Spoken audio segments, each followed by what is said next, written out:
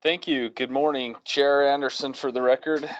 I'd like to call to order the June 25th, 2020 meeting of the Executive Advisory Committee.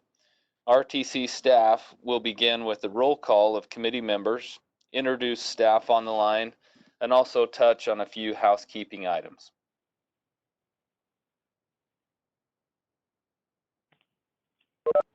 Thank you, Chair Anderson. David Gloria, Management and Record. I'll be calling your name in alphabetical order. Please confirm your attendance as I read your name. Chair Travis Anderson. Here. Mario Bermudez.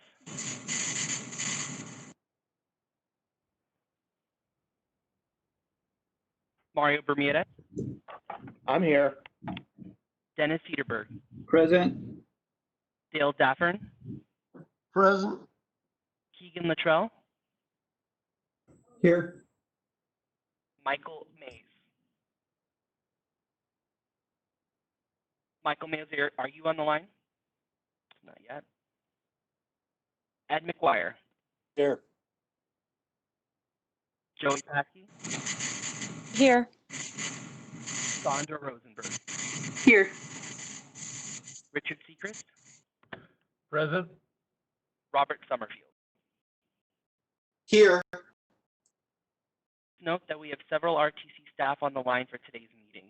This includes Mr. David Swallow, Deputy CEO, Mr. John Penuelas, Senior Director of Engineering, Mr. Craig Rayborn, Director of the Metropolitan Planning Organization, Mr. David Clyde, Associate General Counsel, Mr. Joe Damiani, Manager of Engineering, Mr. Andrew Kelman, Manager of Transportation Planning, and finally, Ms. Eileen Pastor, Government Affairs Supervisor, will be reading public comments.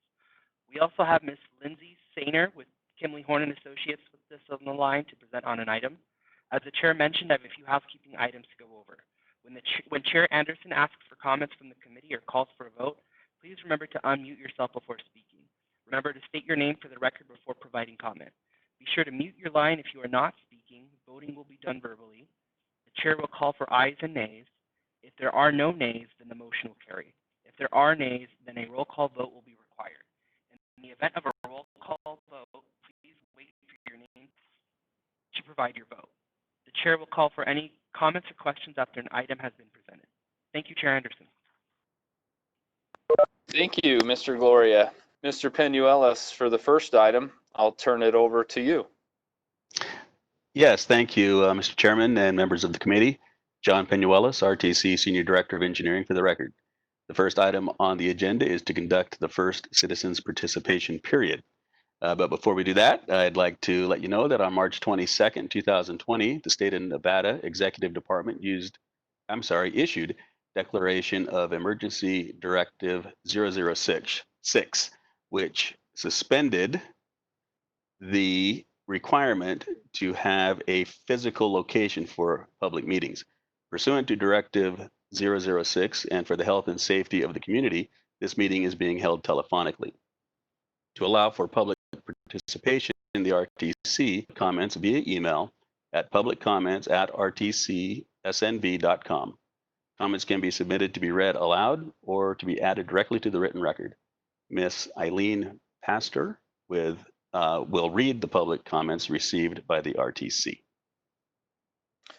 Thank you, Chair Anderson, for the record. This is the first time set aside for public comment. This time is limited to the comments on items included on the agenda. Comments will be limited to the first 500 words, with the remaining words to be included in the written record. Do we have any comments? Thank you, Chair Anderson. Eileen Pastor, RTC Government Affairs Supervisor for the record, and there are no public comments to a posted agenda item. Thank you. Moving on, Mr. Penuelas. Yes, thank you, Mr. Chairman. John Penuelas again. Item 2 is to approve the agenda. The agenda is in order and ready for your approval. Are there any comments or questions from the committee? If there are no questions or comments, I'd seek a motion. Motion to approve the agenda. We have a motion to approve. All those in favor say aye. Aye. Aye. Aye. Aye. Those, Chair, this- oh, whoever made the motion, can you state your name for the record? I'm sorry, that motion was by Robert Summerfield. Thank you so much. so I think we had all those in for aye. All those opposed, please say nay. Hearing that, the motion carries, and thank you, Mr. Penuelas. Yes, that brings you to your consent agenda, items 3 through 31. Again, John Penuelas for the record, I'm sorry. This consists, I'm sorry. My screen is jumping around here a little bit. So these consent agenda items can be taken with a single motion. Okay. Are there any comments or questions from the committee? If not, I would seek a motion. Ed McGuire, motion to approve consent agenda? We have a motion to approve the consent agenda. All those in favor, please say aye. Aye. Aye. All those opposed, please say nay. With that, the motion carries, and thank you. We'll turn Mr. Rayborn. Thank you, Chair Anderson. Craig Rayborn, Director of the Metropolitan Planning Organization, for the record. The next two items will be introduced by Mr. Thank you, Mr. Rayborn. Andrew Kelman, Manager of Transportation Planning, for the record. Item number 32 is to approve Regional Transportation Plan Amendment Clark 20-04 to the 2017 to 2040 Regional Transportation Plan. Next slide, please. Next slide again. Thank you. The current RTP was adopted in 2017, and federal regulations require it to be amended when there are major adjustments. Next slide. This RTP amendment adds new projects, modifies the scope of work of existing projects, and adjusts project funding for existing projects. It includes one new project from the Nevada Department of Transportation and 4 projects from the City of Las Vegas. Next slide, please.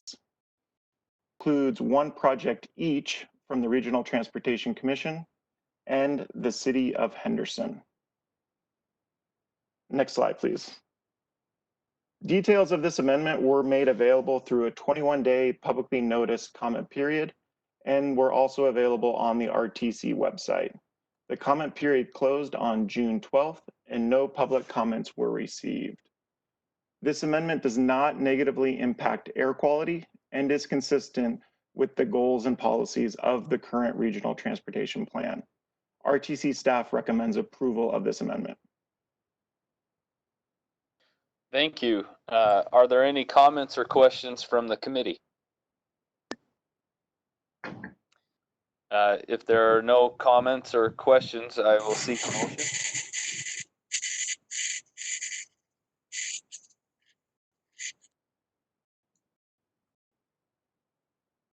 Do we have a motion? Sorry, yes, Ed McGuire, motion to approve. Thank you, Ed. We have a motion for approval. All those in favor, please say aye. Aye. Aye. All those opposed, please say nay. With that, the motion carries. Thank you, Mr. Kilman. Thank you, Chair Anderson. Item number 33 is to approve Regional Transportation Plan Amendment Clark 20-05 to the 2017 to 2040 Regional Transportation Plan. Next slide, please. Thank you. In terms of process, this amendment is very similar to the previous RTP amendment that was just approved. The one difference is that the projects included in this amendment are transit projects, and they receive federal funding from the Federal Transit Administration. This RTP amendment adds one new project. That one new project is for the maintenance and operation of the RTC transit system, and it reduces funding for 4 current RTC transit projects. Details of this amendment were also made available through a 21-day publicly noticed comment period and were available on the RTC website. The comment period also closed on June 12th and no public comments were received. This amendment also does not negatively impact air quality and is consistent with the current RTP. RTC staff recommends approval. Thank you. Do we have any comments or questions from the committee? I have one question. This is Ed McGuire. Yes, go ahead. Prior to this amendment, Andrew, how was the $120 million for maintenance funded? Or the past maintenance cost, anyway? It is my understanding that maintenance is a common local funds. So while the name of that new project for 120 million, it is largely dedicated to operations of the transit system. Okay, so it shows up as a new project, but pieces of this have been included for years, correct? I mean, you've been maintaining the bus system for years. That is correct. Unless there's another question, I would motion for approval. This is Ed McGuire still. Thank you, Ed. We have a motion on the floor for approval. All those in favor, please say aye. Aye. Aye. Aye. All those opposed, please say nay. With that, this motion passes. Thank you. Mr. Rayborn. Thank you, Chair Anderson. Craig Rayborn for the record again. The next item will also be introduced by Mr. Andrew Kellman. Thank you, Mr. Rayborn. I'm Manager of Transportation Planning for the record. Item number 34 is to receive a final report on the school trip generation study. This study is currently included in the Unified Planning Work Program. The general purpose of the study is to better understand the differences between school trip generation rates commonly used in the Institute of Transportation Engineers Trip Generation Manual, which collects data at a national level, and those observed locally in Southern Nevada. The study began 2 years ago and is now complete. The results of this study are anticipated to be submitted to the Institute of Transportation Engineers to be incorporated into the next edition of the Trip Generation Manual. The executive summary of the report is included in the agenda backup, and the full draft report is available on the RTC website.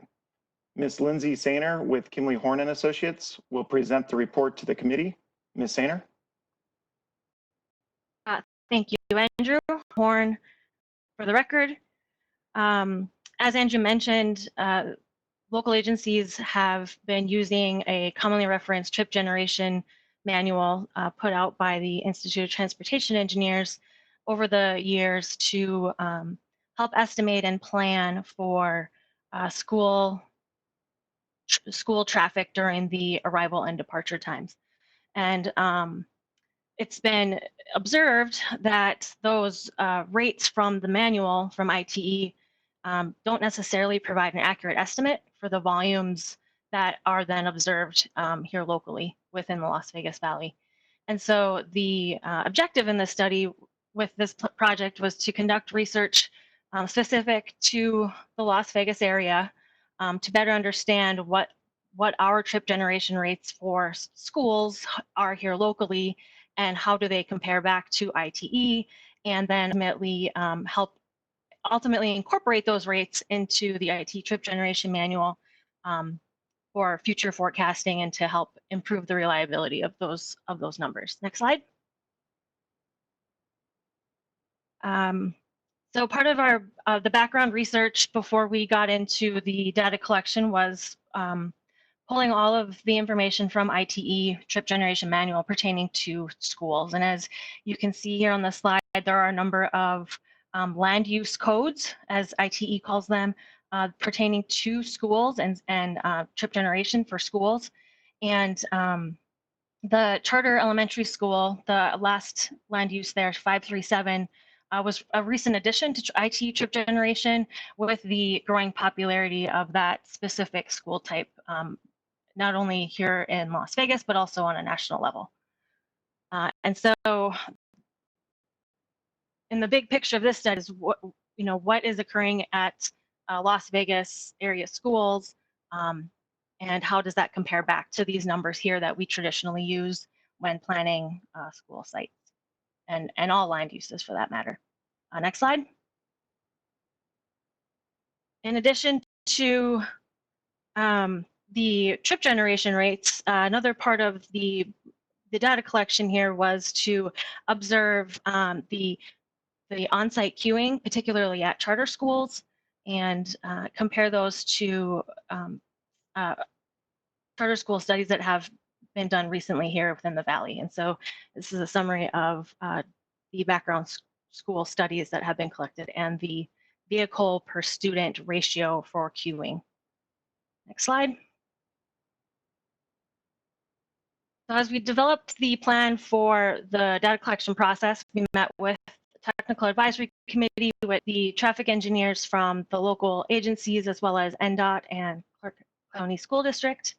And we worked with them to identify their initial list of schools to include for the data collection, and then ultimately narrowed those down and worked with them to identify the data collection locations at the school and approved those plans before we actually went out and counted vehicles at the schools.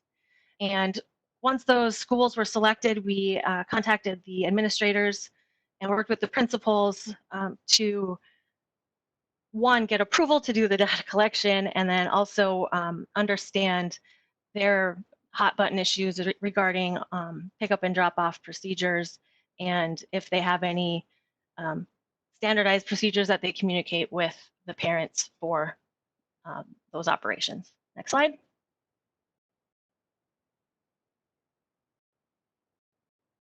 Selection process, we selected 20 schools across the Valley. They are spread across the local jurisdictions. There's 6 in each of the cities: Las Vegas, North Las Vegas, and Henderson, and 2 in Clark County. And they are a mix of charter schools, public elementary schools, and public middle schools. And so among the charter schools, once we investigated even further, there are a few that, I think there were 3 that were K through 12 as opposed to K through 8. So we included different analysis for all levels as well as all combined together. Next slide. So data collection was conducted during the 2018 to 2019 school year. We looked at a number of items while on site and wanted to just make sure we were collecting as much information as possible, not only just vehicle trips, but also on-site queuing, as I had mentioned, the number of school buses, which we obtained from the principals. We observed pedestrians and bicycles and other modes such as scooters. We did a parking lot occupancy count at the beginning and the end of the data collection period. And then also, as I mentioned, school pickup and drop off procedures. And then finally, observed any illegal behaviors that were taking place during drop off and pickup times. Counts were conducted typically for a 4-hour period. And we did an hour before the first bell time and then a half hour after. And so as we got into the different operations, especially at the charter schools, a couple of them had multiple bell times. And so that sort of extended that data collection period for those peak hours.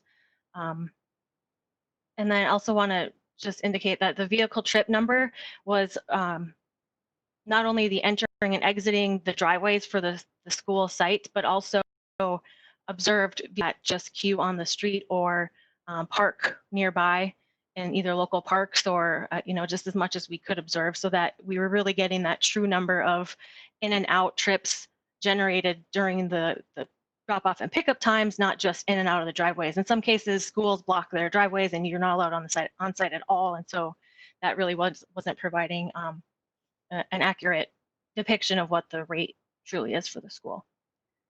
Next slide.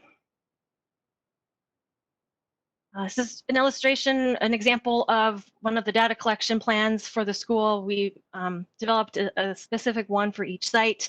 Every school site is a little bit different and operations are a little bit different. And it really took a preliminary visit to observe the drop off and pickup procedures and determine what best locations would be to make the observations on. These were developed for each school and then approved and reviewed and approved by the local agencies. Next slide. So once we collected all the data at the 20 schools, the analysis methodology followed generally what is in the IT trip generation handbook, and we determined that students, employees, and building size to be the most relevant independent variables in this case. We had that information, and also that it's consistent with what's in the IT trip generation manual. We ran regression analysis for each school type, and then also looked at the coefficient, or I'm sorry, the correlation matrices for the independent variables to determine which ones would be the most reliable. And in this case, students ended up being the most reliable independent variable, which is also consistent with ITE, and just indicating that employees and building size can vary greatly between school sites, and students was just ended up being the more consistent independent variable. And so in the final report, we did include analysis of all three independent variables, but just here today, we'll look at students. Next slide.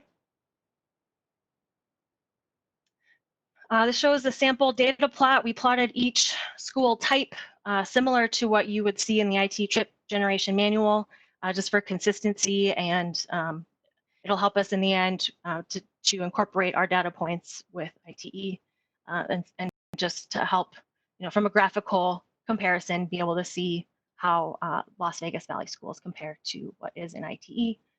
Next slide. And so here's the summary of the trip generation rate comparison between the different school types and what is in the orange the orange rows show the IT land use code.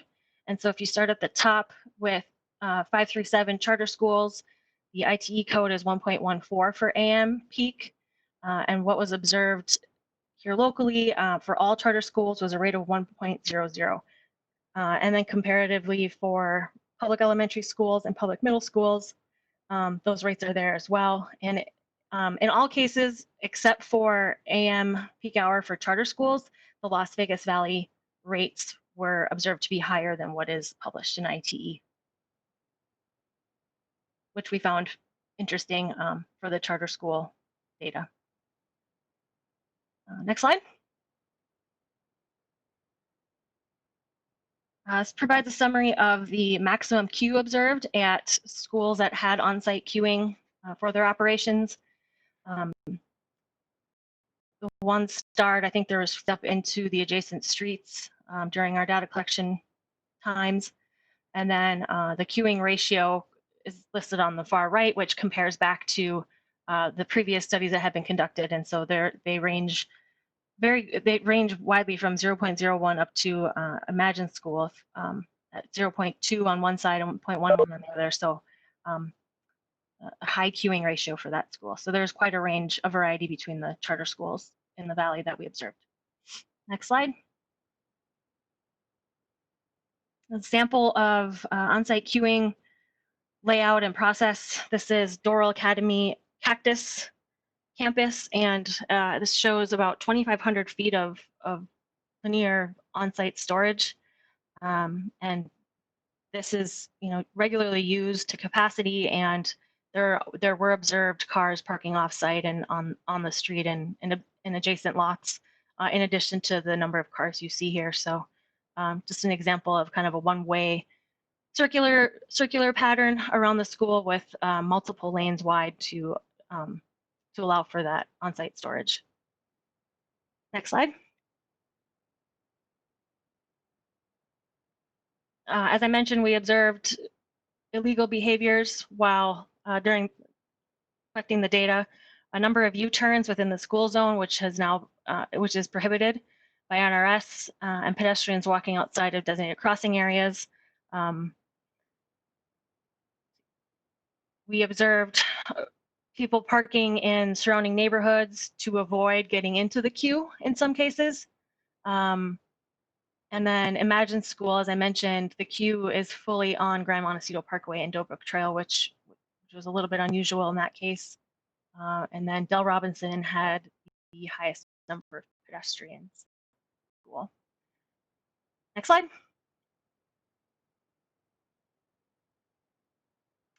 So summary of the findings, the students was seen to be the most reliable independent variable for Las Vegas schools. Charter schools had a lower trip gen rate in the AM peak hour compared to ITE, but everything else, so PM peak for charter, and then public elementary, public middle all displayed higher trip generation rates than what is published in ITE. Next slide. And finally, the study recommendations are to have the local jurisdictions work together to determine the appropriate trip generation rates to use for Las Vegas Valley schools and the different types of schools.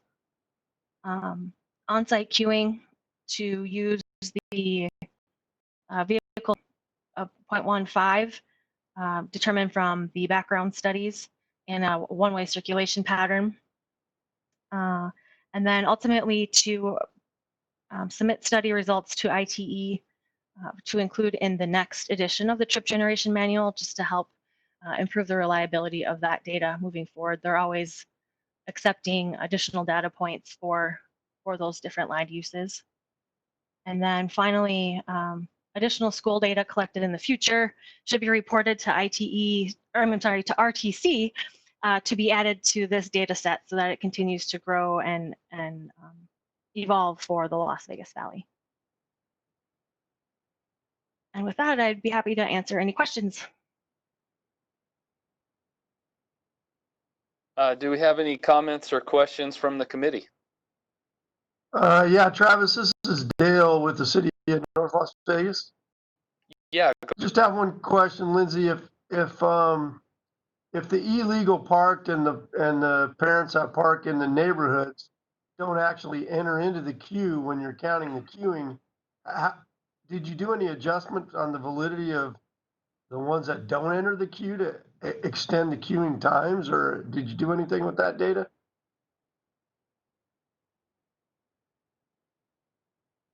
So the observations were made, and those numbers were counted in the vehicle trips for what we could observe. I mean, and then counted in that fashion. But it was really hard to determine if if those cars would physically get in the queue if the queue was longer, or is it just something that they're going to do and that's their behavior anyway. So yes, we have those numbers, and we can look at adding them in theory if they were to join that queue, what that queue would be.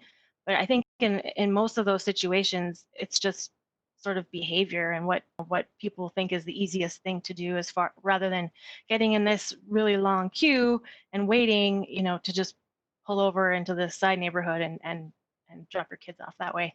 So, adding those together, we can come up with that number, but I think that's just a behavior that's going to continue no matter how long you make the on-site queue. Okay, thank you. Do we have any other comments or questions? If not, I would seek a motion. This is Ed McGuire. I motion to approve. We have a motion to approve. All those in favor, please say aye. Aye. Aye. Aye. All say nay. All right, that motion carries. Thank you, and thank you for the presentation, Ms. Shaner. Mr. Penuelos. Yes, thank you, Mr. Chairman. John Penuelos again. The last item on your agenda is the final citizens' participation. All right, this is the second time set aside for public comment. Just a reminder that comments will be limited to the first 500 words, with the remaining words to be included in the written record. Do we have any comments? Thank you again, Chair Anderson. Again, this is Eileen Pastor for the record, and there are no public comments. Mr. Chairman, if I may? Yes, this is go John ahead. John Penuelos again. Yes, as the committee knows, but maybe our audience does not appreciate, there are dozens and dozens of people behind the scenes that make the committee work, and it's business of getting hundreds of millions of dollars out into the community to construct critically needed roadway and trail projects depends on those people. And one of them is leaving us. It's a familiar name, Ms. Rebecca Dool. You know her as Becky. Is a contract employee for Jacobs. It was assigned to Streets and Highways about 4 years ago. And she is actually going back to full-time retirement. She started her career working for Clark County Public Works under Mr. Cedarberg back in the 90s, served with distinction there, was enjoying her retirement in peace when Mike Hand, who we all know, gave her a call and floated the idea of coming to work with Jacobs to help out Streets and Highways transition out of the Zoe reign into the next chapter. And she was absolutely critical in that endeavor. The first CIP that was brought out and the committee approved without Zoe's guiding hand was a very difficult baby to deliver. And I can tell you with certainty that without her dedication and hard work, expertise, intelligence, attitude, we would not have done it. So the committee owes her a great debt of thanks and gratitude. She's also been absolutely critical over the last year, actually more, in closing out projects. We had a lot of projects that were ready to be closed, but just for lack of manpower, people get those out. She went to work on those, and her almost single-handed effort is responsible for closing those projects, which you all know allows tens of millions of dollars.